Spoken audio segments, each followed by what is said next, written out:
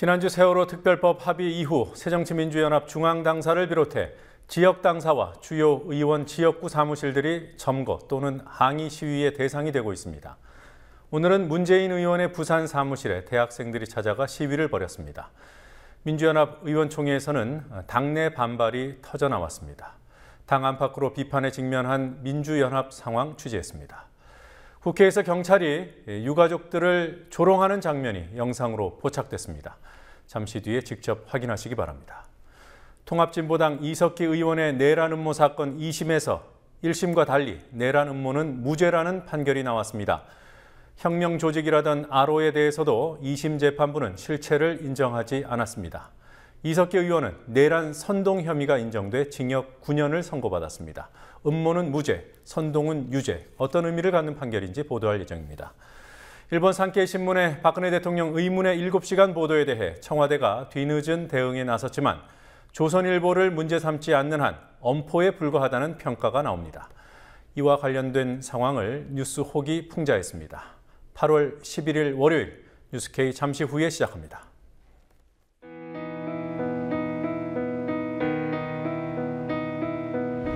(1960년 4월 19일) 당시 언론은 빨갱이 데모라고 했습니다.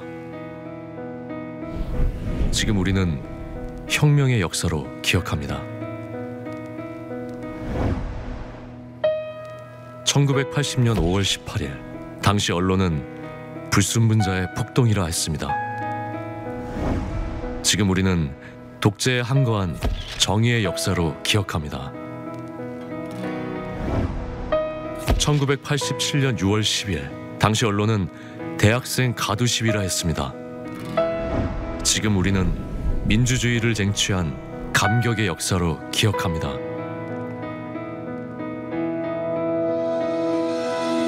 백 없고 돈 없는 노동자, 서민, 학생들이 스스로 타올라 역사를 만들었습니다. 현실은 다시 타오를 것을 요구하고 있습니다. 아니, 이미 타오르고 있습니다.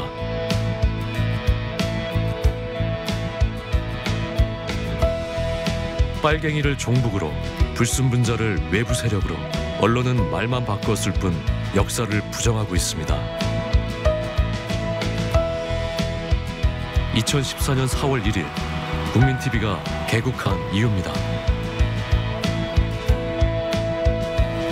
국민TV는 역사를 역사로 기록하겠습니다.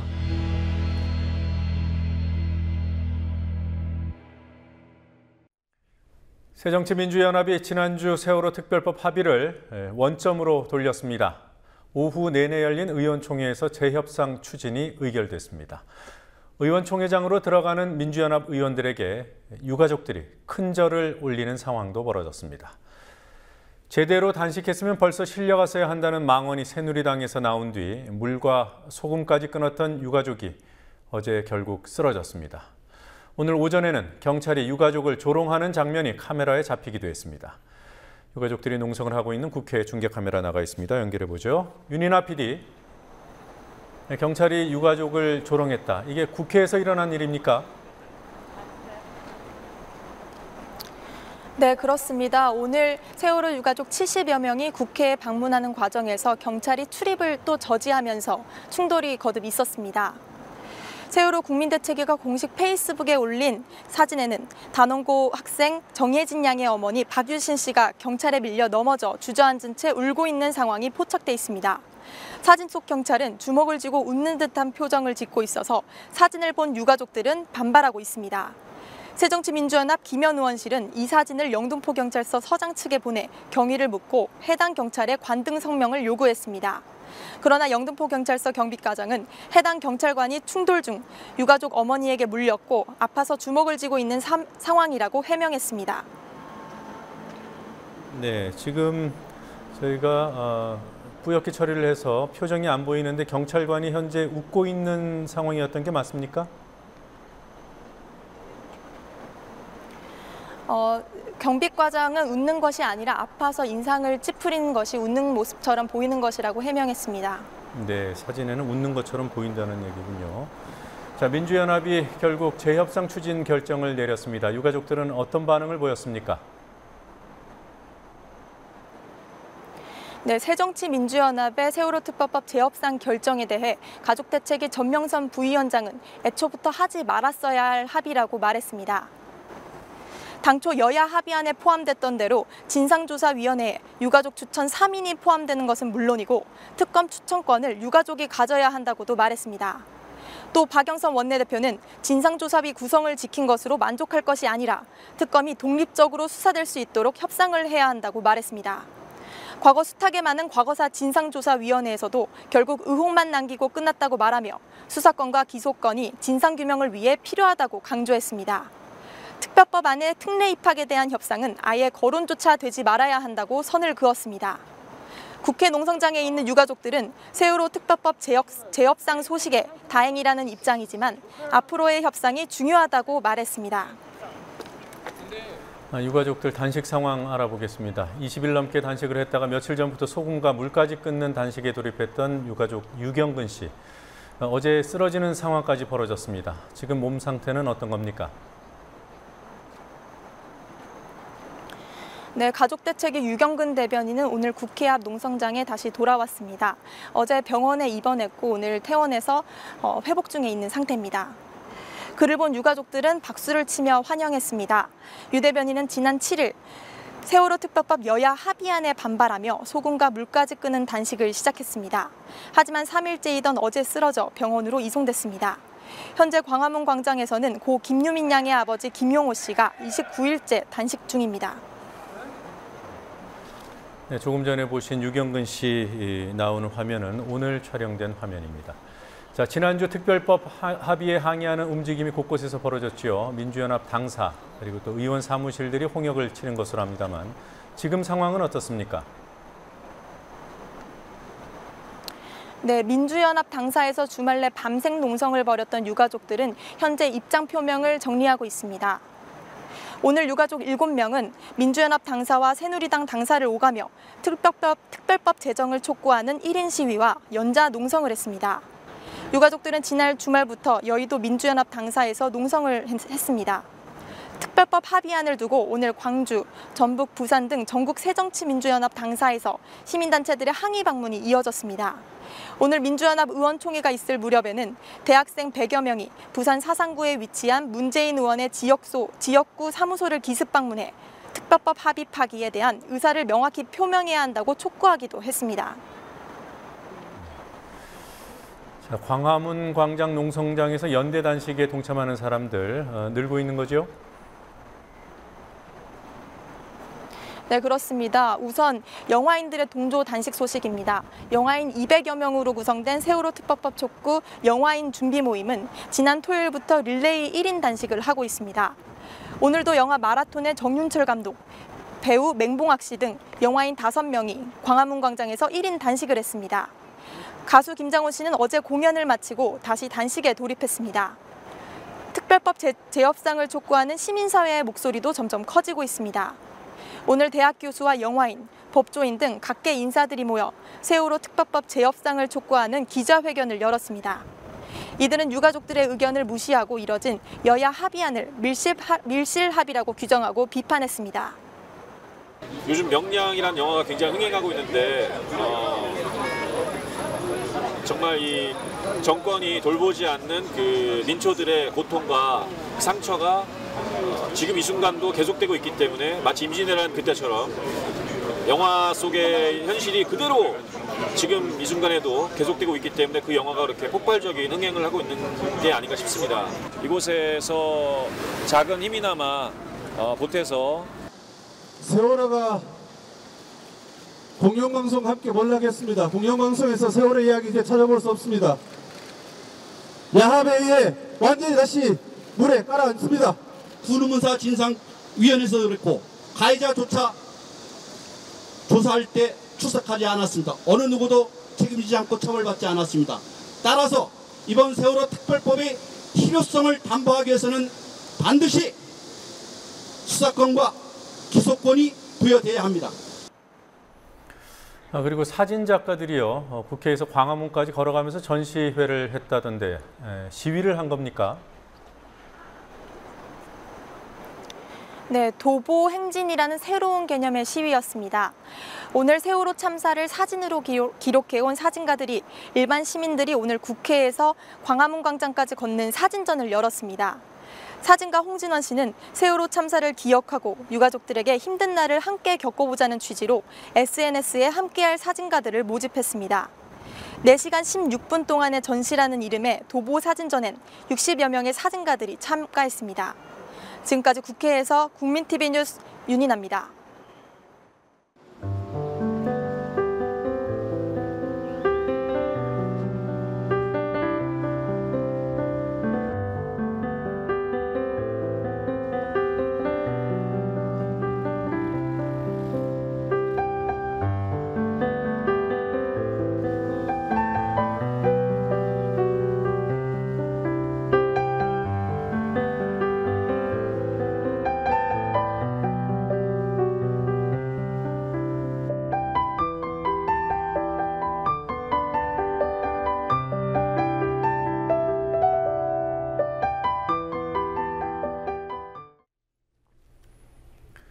나무 십자가를 어깨에 짊어진 세월호 유가족들의 도보 순례가 오늘 35일째를 맞았습니다. 뉴스K 취재진이 오늘부터 도보 순례 동행 취재를 시작했습니다. 여러 사정으로 당초 계획보다 동행 취재가 많이 늦어졌지만 오는 15일 순례단이 대전에 도착할 때까지 취재진이 같이 걸으며 도보 순례의 고통과 그 의미를 며칠간이라도 함께 하겠습니다. 오늘 유가족 도보 순례단은 전북 익산에서 도 경계를 넘어 충남 논산까지 걸었습니다. 현장에서 보내온 도보 순례 35일째의 영상 기록입니다.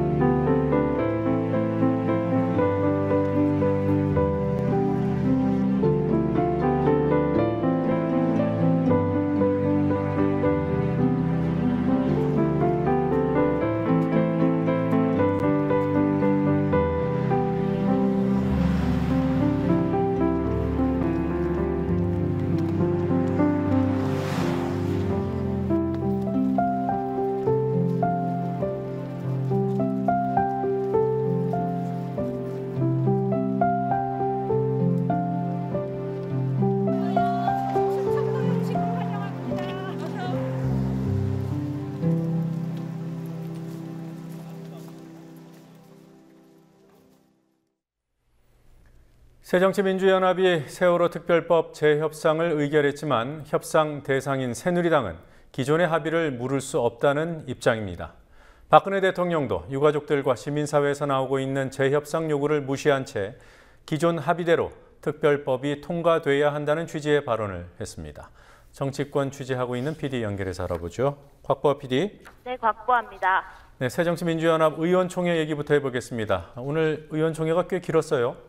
네, 그렇습니다. 4시간 반가량 이어진 새정치민주연합 의원총회에서 세월호 특별법과 관련해 새누리당의 재협상을 요청하기로 결의했다고 박범계 원내대변인이 밝혔습니다. 박범계 원내대변인은 의총 후 브리핑에서 의총에서는 여야 원내대표 합의로는 참사의 진상규명을 바라는 유가족과 국민의 동의를 얻기가 어렵다는 점을 확인했다며 박영선 원내대표는 이던 의원들의 총의를 모아 다시 협상을 추진하기로 했다고 말했습니다. 이어 박 대변인은 의원들은 향후 박영선 국민공감혁신위원장을 중심으로 더욱 단결해서 세월호 진상규명에 나설 것을 결의했다고 덧붙였습니다. 의총에서는 많은 의원들이 세월호 진상조사위원회에 수사권과 기소권을 부여할 다른 방법이 없다면 특검 추천권이라도 야당이나 진상조사위가 가져야 한다는 의견을 낸 것으로 알려졌습니다. 민주연합이 양당 원내대표 합의를 사실상 파기하기로 함에 따라 내일로 예정된 양당 원내대표 회동에 관심이 모아지고 있습니다. 이완구 새누리당 원내대표와 박영선 민주연합 원내대표는 민주연합 의총 전에 이미 회동을 했어요. 별 성과가 없었던 거죠? 네, 비공개 주례회동에서 양측의 입장차만 확인하고 돌아섰습니다.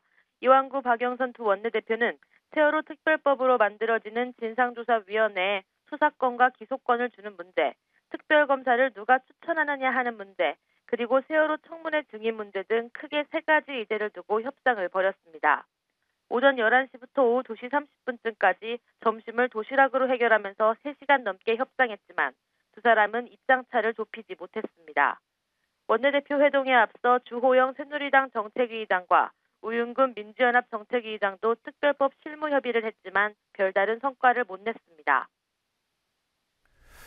자, 박영선 원내대표는 세월호 청문회 증인에 대한 여야 합의가 나와야 지난주 합의 전체가 유효하다 이런 입장이더군요. 자, 이런 논리를 새누리당이 받아들일 리 없을 텐데 어떻습니까? 네, 새누리당은 재협상은 없다고 못 받고 있습니다. 여야 원내대표 회동 중 잠시 기자들 앞에 모습을 보인 이왕구 새누리당 원내대표는 협상이 진전됐냐는 질문에 협상은 지난주에 끝났다고 추가 협상 가능성을 일축했습니다. 이처럼 지난 7일 여야 원내대표의 특별법 합의를 기정사실화하겠다는 게 새누리당의 입장입니다. 반면 박영선 민주연합 원내대표는 세월호 청문회 증인에 대한 합의가 돼야 세월호 특별법 문제로 나아갈 수 있다는 입장입니다. 특별법은 패키지 협상이라는 박 원내대표의 원내대책회의 발언이 그 뜻인데요. 청문회 증인과 특별법 협상이 한 꾸러미로 연계돼 있다는 겁니다. 네, 청문회 증인 협상도 오늘 열리지 않았군요. 네, 청문회 증인 협상을 맡은 양당 국족특위 간사들의 입장도 여전히 평행선을 달리고 있습니다. 새누리당 간사인 조원진 의원은 오전 기자회견에서 야당이 제안한 김기춘 비서실장과 유정복 전 안전행정부 장관의 증인 출석을 받아들이는 대신 민주연합 문재인 의원과 송영길 전 인천시장도 증인으로 나와야 한다는 조건을 제시했습니다. 조 의원은 세모그룹의 부채를 탕감했던 참여정부 당시 청와대 비서실장이었던 문재인 의원이 참석해 의혹을 해소해야 한다고 주장했습니다. 그러나 국조특위 민주연합 간사인 김현미 의원은 별도 기자회견에서 이명박 대통령을 출석시키면 문재인 의원을 출석시키겠다고 응수했습니다. 김 의원은 세모그룹 부채 탕감은 법원의 판결이었다며 단지 그 정부의 사법부 판결이라는 이유로 문재인 의원이 나와야 한다면 지난 정부에서의 설령 제한 완화 등 행정 결정의 최고 책임자였던 이명박 대통령이 당연히 나와야 한다고 말했습니다. 새누리당에서는 오늘 특별법 문제와 관련해서 어떤 말들이 나왔습니까? 네, 앞서 전해드린 이왕구 원내대표의 말처럼 새누리당은 기존 합의에서 한 발짝도 물러서지 않겠다는 입장인데요. 그를 강조하는 과정에서 색깔론과 외부 세력론을 꺼내들기도 했습니다. 이인재 새누리당 최고위원은 오전 최고위원회의에서 세월호 유가족과 시민단체들이 여야 원내대표 특별법 합의에 반발하는 것에 대해 우리 체제를 흔드는 세력들이 이미 가담하고 있지 않나 본다고 말했습니다. 김태우 최고위원은 여야 합의가 민주연합 강경파에 의해 무산된다면 모처럼 민생국회를 원하는 국민들의 마음에 찬물을 끼얹는 일이라고 이인재 최고위원의 주장을 거들고 나섰습니다. 한편 오늘 새누리당에서는 재보선 승리 후 2주 만에 당 공식 일정의 모습을 드러낸 이정현 최고위원에게 이목이 집중됐습니다. 회의에 앞서 신임 당직자들에게 임명장을 수여한 김무성 대표는 이정현 최고위원을 업어주는 장면을 연출했습니다. 재보선과 세월호 특별법 협상에서 승리한 새누리당의 들뜬 분위기가 오늘까지 이어진 겁니다.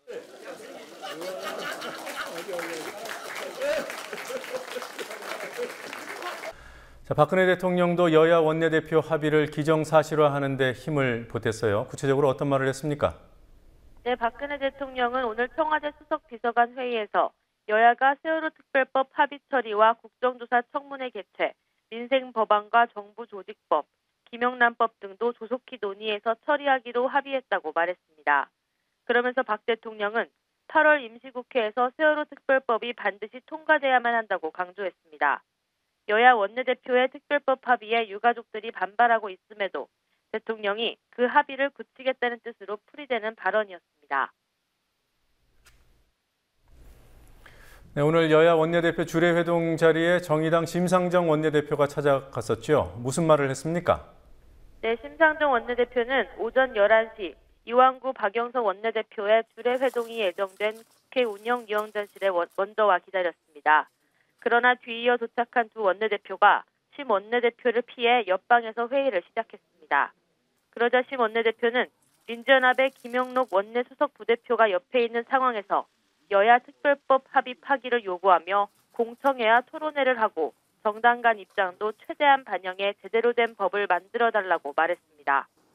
정의당 소속 국회의원들은 오전엔 이왕구 박영선 원내대표의 주례회동 회의실 앞에서 오후엔 국회 로텐더홀에서 여야 특별법 합의를 파기하라고 요구하는 피켓 시위를 벌이기도 했습니다. 지금까지 국민TV 뉴스 박보아입니다.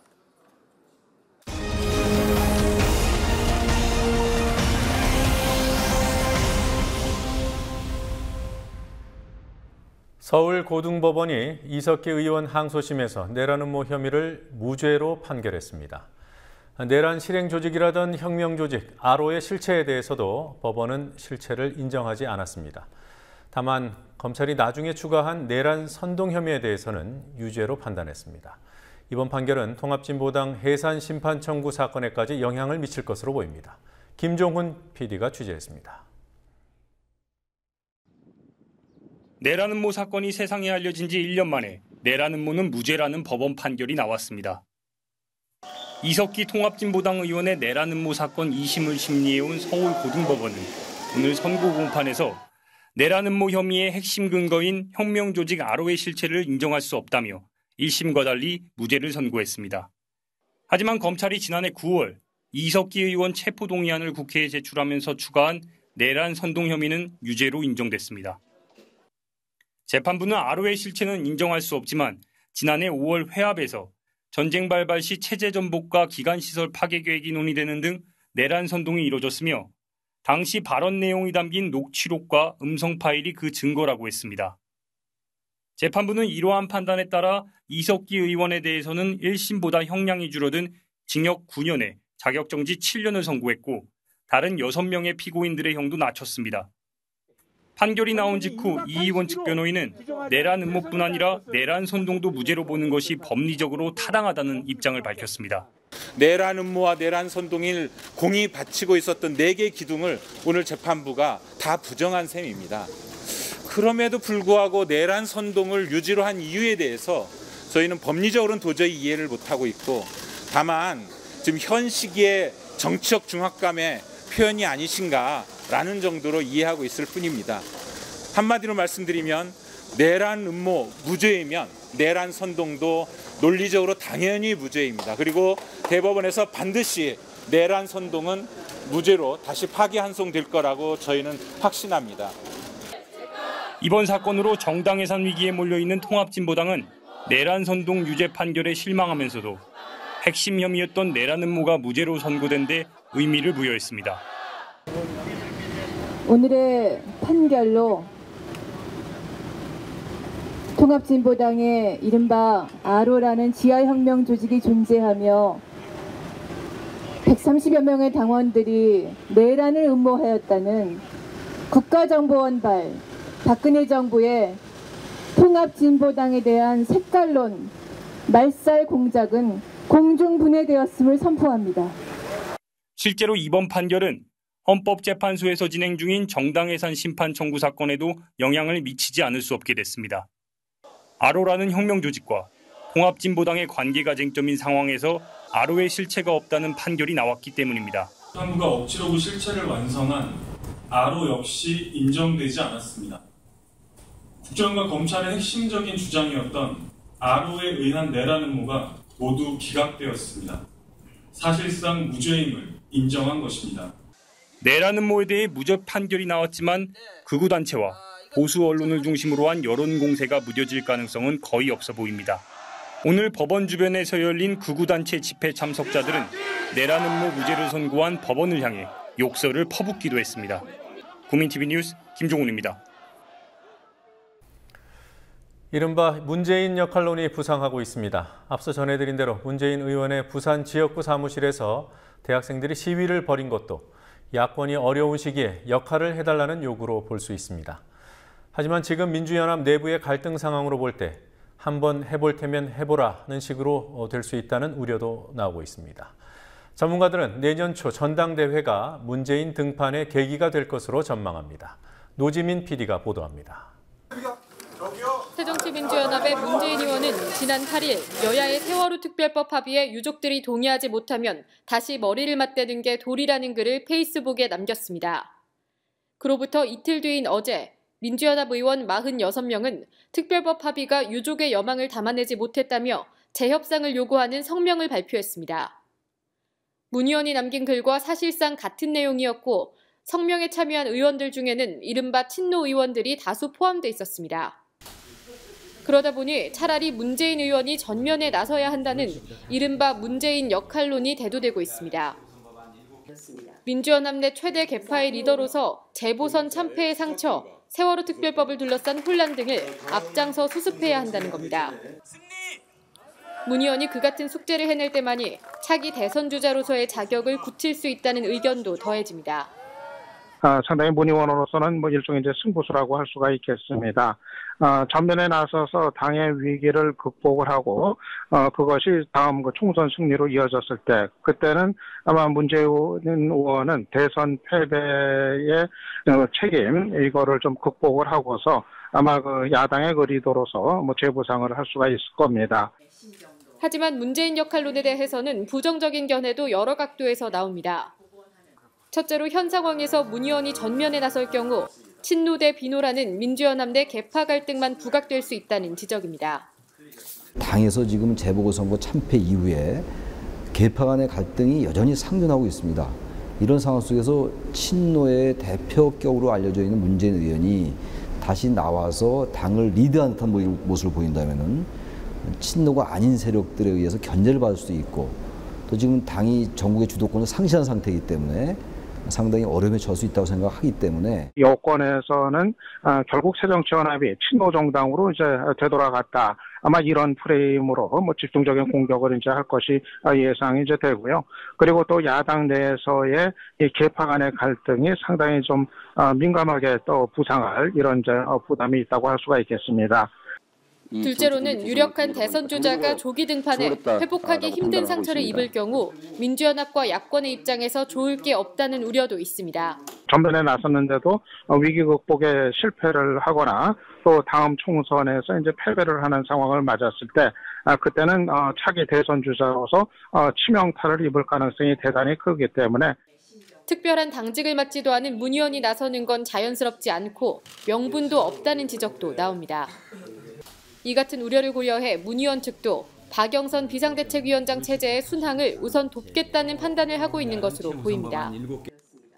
486 그룹이자 범친노 그룹으로 분류되는 민주연합의 한 의원은 문 의원이 박영선 지도부의 리더십을 훼손하지 않으면서도 국민적인 뜻을 당이 받들어 나갈 수 있도록 적절한 수준의 발언을 하고 있다고 말했습니다.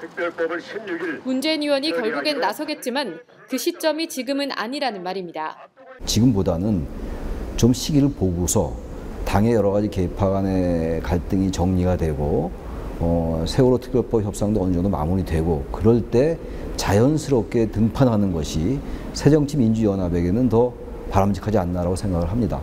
이제 문재인 의원이 언제까지나 차기 그 대선 주자로서 책임을 지지 않는 위치에 서가지고 구경만 한다는 거 이것도 거꾸로 또 무책임하다 이런 그 지적을 받을 소지가 있어 보입니다.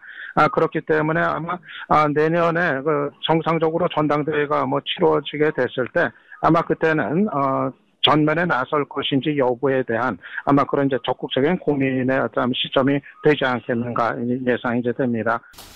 민주연합이 현재 계획대로 내년 3월쯤 전당대회를 열면 그때를 전후로 문 의원이 본격적인 행보에 나설 것이라는 전망이 지배적입니다.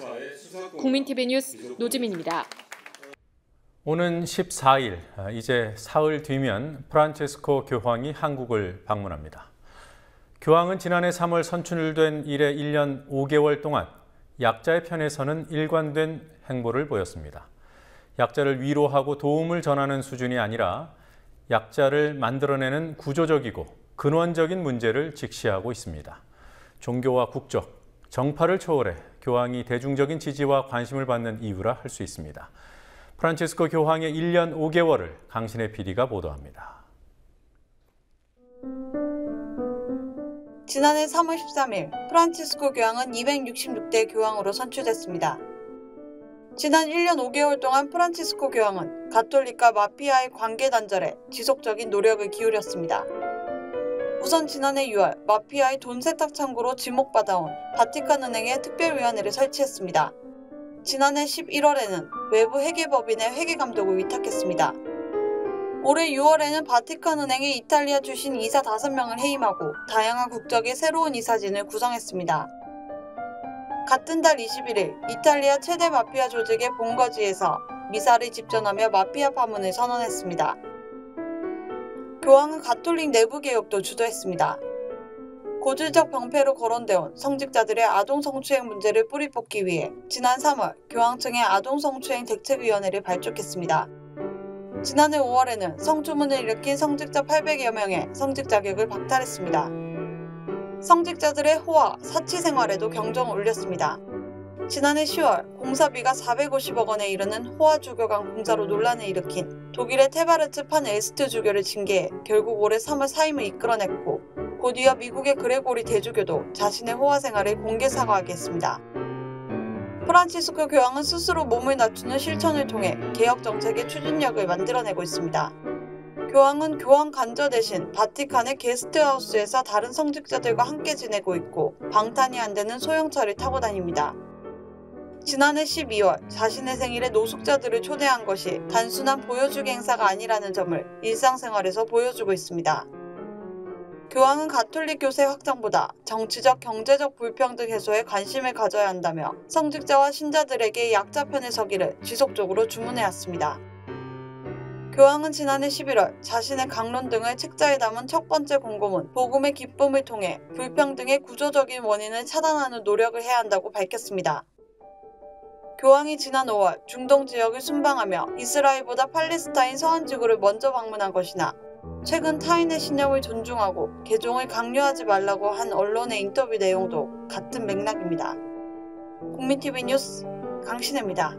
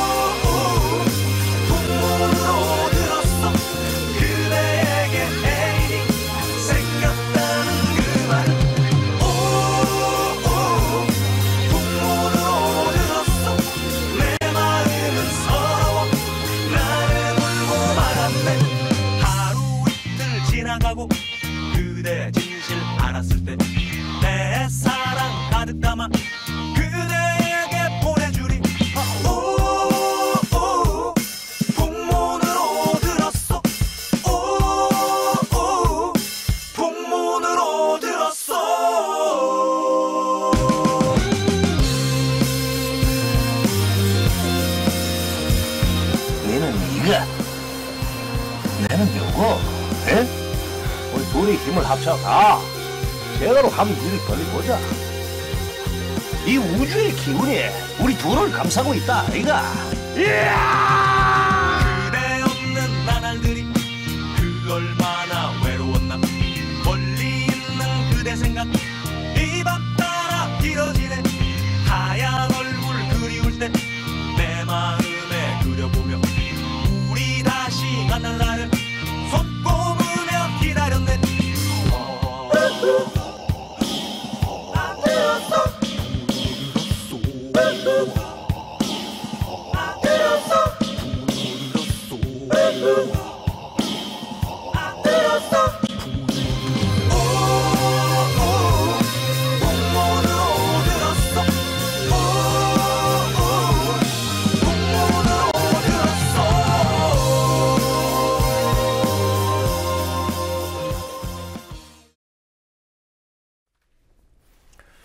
세월호 참사 당일 박근혜 대통령의 행적에 의문을 제기한 일본 산케이 신문의 기사에 반드시 강하게 끝까지 책임을 묻겠다던 청와대가 오늘은 일보 후퇴한 태도를 보였습니다. 그리고 국가인권위원회에 접수된 군대 내 인권침해 진정 사건들의 약 4분의 3, 75%가 요건에 맞지 않는다는 이유로 인권위에 의해 각하된 것으로 밝혀졌습니다. 오늘 주요 뉴스들 정리해 보겠습니다. 황준호 뉴스 취재팀장 나와 있습니다. 어서 오십시오. 예. 자, 먼저 청와대 입장이 일부 후퇴했어요. 대통령의 사생활 의혹을 제기한 산케이 신문. 법적 대응을 안 할 수도 있다, 이런 입장인가요? 예, 지난 7일에 청와대는 그 논란이 되는 산케이 신문의 기사에 대해서 민형사상의 책임을 반드시 끝까지 묻겠다고 아주 강력한 입장을 내는 적이 있습니다. 그렇지만 이 발표 이후에 4일이나 지났지만 오늘까지 청와대가 아무런 법적 조치를 취하지 않고 있습니다. 그러면서 동시에 청와대 민경욱 대변인이 오늘 제3자의 고발 사건이 있기 때문에 그 과정을 예의주시하고 있다라는 말을 했는데요. 청와대가 직접 고소하지는 않고 그 자유청년연합이라는 단체의 고발건으로 가름하겠다, 그걸로 대체하겠다는 뜻으로 풀이됩니다. 정부가 직접 일본 언론하고 소송을 할 경우에 오히려 논란이 더 커질 수 있다는 점을 고려한 것으로 해석됩니다. 그리고 한편으로는 청와대가 그 산케이 신문의 기사의 문제를 삼으려면 산케이 기사의 바탕이 됐던 조선일보 기사 역시 문제를 삼아야지 그게 공평하기 때문에 그 점에 부담을 느꼈다는 분석도 나오고 있습니다. 아니, 이 자유청년연합이라는 단체가 어떤 단체기에 이 단체가 고발했으니까 청와대는 잠자코 있는 겁니까? 그렇습니다. 말입니다. 극우 단체인데요. 여기 네. 고발하는 걸 보겠다, 이런 입장을 밝혔습니다. 네. 그리고요, 국가인권위원회가 지금까지 군대 내 여러 가지 인권 침해 사례에 대해서 문제 제기가 있었습니다만은 대부분 각하했다, 이런 내용이 나왔어요. 그렇습니다. 국가인권위원회는 군대에서 인권 침해 같은 피해가 발생했을 때 조사할 수 있는 유일한 외부기관입니다. 예. 오늘 군 관련 인권단체가 2009년부터 작년까지 인권위에 접수된 진정 사건들을 분석한 자료를 내놨습니다. 그걸 보니까 지난 5년 동안 군 인권 침해 진정 사건은 1177건인데요. 총 전체가 1177건인데 그중에서 구제 조치를 한 사건은 겨우 75건으로 전체의 6.4%에 불과했습니다. 반면에 조사 요건을 갖추지 못했다는 이유로 조사를 종결해버린 각하 처리는 875건, 74.3% 상당수를 각하해버렸습니다. 그리고 인권 침해를 볼 수 없다고 기각 처리한 사건은 213건으로 13.8%를 차지했습니다. 윤일병 사건 같은 경우도 이게 군에서 조사하고 있다라는 이유로 인권위원회에서 조사를 종료해버렸다는 사실이 밝혀져서 논란이 됐었는데요. 그런 사례처럼 군에서 수사나 재판을 하고 있다는 이유로 인권위 스스로 그냥 종결시켜버린 사건도 약 87건이었습니다. 군인권센터는 유명무실한 국가인권위원회 조사 대신에 국회 산하에 군 인권 문제를 전담하는 독립기구를 국회 산하에 만들어야 된다라는 주장을 하고 있습니다. 네. 자, 오늘 EBS와 관련된 뉴스 두 가지가 들어와 있습니다. 예. 먼저 국제 다큐 영화제, EBS가 주관하고 있는 거죠? 예, 그렇습니다. 여기에서 이스라엘 특별전이 열려요? 예, 이스라엘의 가자 침공으로 지금 민간인 학살이 이어지고 있는 상황에서 이스라엘 국제 다큐 영화제가 이스라엘 특별전이라는 것을 해서 논란이 되고 있는데요. 오늘 영화인들이 영화제 참가를 거부하겠다고 선언했습니다. EBS 다큐 영화제 주최 측은 이스라엘 대사관의 후원을 받아서 이스라엘 다큐멘터리 컬렉션이라든지 또 이스라엘 다큐 컨퍼런스, 이런 것을 이렇게 이스라엘 특별전을 준비해 놓은 상황입니다. 네. 그렇지만 한국의 다큐멘터리 감독들이 이번 특별전은 이스라엘이 민간인을 학살한다는 범죄를 숨긴 채 이스라엘이 마치 문화와 예술의 선진국으로 홍보하는, 그런데 동조하는 거라면서 비판해 왔습니다. 오늘 보이콧을 끝내 선언한 영화인들은 김조광수 감독을 비롯해서 2개의 문을 만들었던 김일란 감독 등등 해서 총 129명이 보이콧을 선언했습니다. 그리고 영화계에서는 2차 보이콧 서명운동에 들어가 있는 상태입니다. 그래서 EBS 다큐 영화제 측은 13일에 자신들의 입장을 밝히겠다고 말해놓은 상황입니다. 네.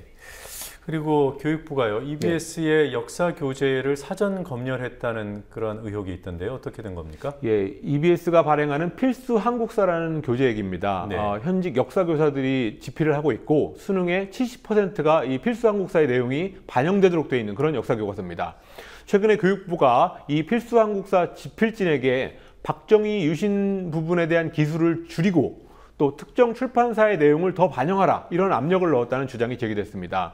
지난 7일이었습니다. 교육부가 EBS 수능교재 기획부에다가 보낸 이메일을 보면 박정희와 유신 관련 문항이 너무 많으니까 그 문제를 좀 줄이고 또 북한 관련 문제들은 빼라 이런 주문을 했고요.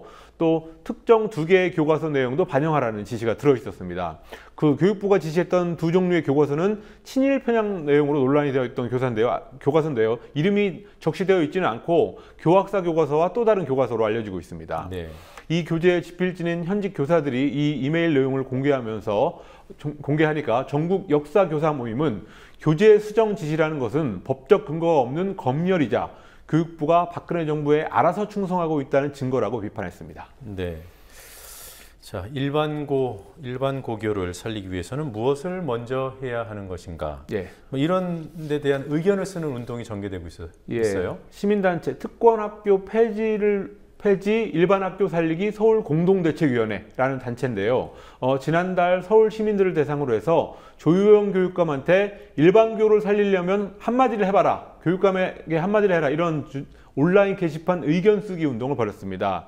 그래서 오늘까지 총 1,588건의 의견이 모아졌는데요. 그중에서 78%에 해당하는 시민들이 일반고를 살리기 위해서는 자율형 사립고, 자사고를 폐지하고 고교 평준화를 회복하는 것이 가장 시급한 일이다. 이런 의견을 냈습니다. 그리고 다음으로는 일반고 안에 다양한 교육과정을 운영해야 된다라는 의견이 9%로 뒤를 이었고요. 네. 그 다음으로는 일반 고등학교의 학급당 학생 수를 25명으로 줄이자라는 답이 7%로 뒤를 이었습니다. 공대위는 이 결과를 오늘 조희연 서울시 교육감에게 전달했습니다. 네, 이 조사 결과가 자사고 폐지를 폐지 또는 축소를 추진하는 그런 동력이 될지 주목이 됩니다. 여기까지 듣겠습니다. 수고했습니다. 감사합니다.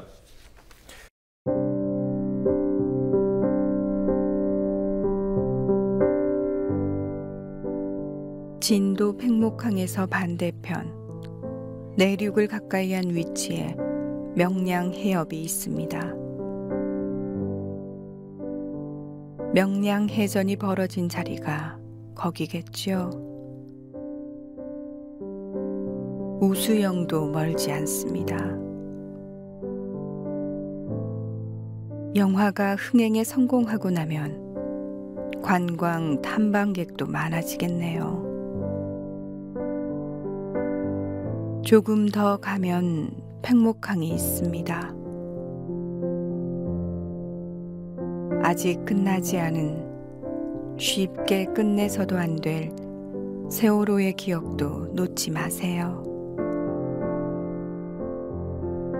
과체중의 충무공 동상은 마음에 들지 않지만 역사 속 이순신은 위대했습니다. 그런 인물을 고대하신다고요? 영웅들이 없어서 우리 사회가 이렇게 마구 흘러가는 걸까?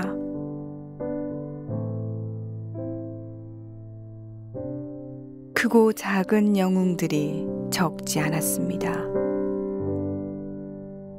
우리가 그들을 함부로 대하고 홀대했을 따름 그건 현재 진행형이기도 합니다.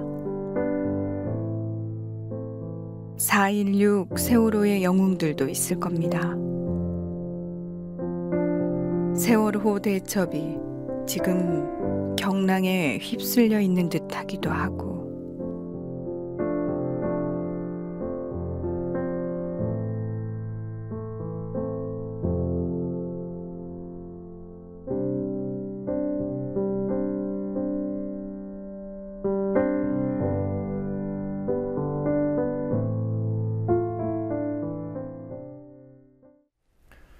(730) 재보선 직후 많은 이들이 새누리당이 승리감에 도취돼 오만의 정치로 회귀할 것이라고 예상했지만 일각에서는 승자의 포용심을 발휘할 가능성도 있다고 보았습니다.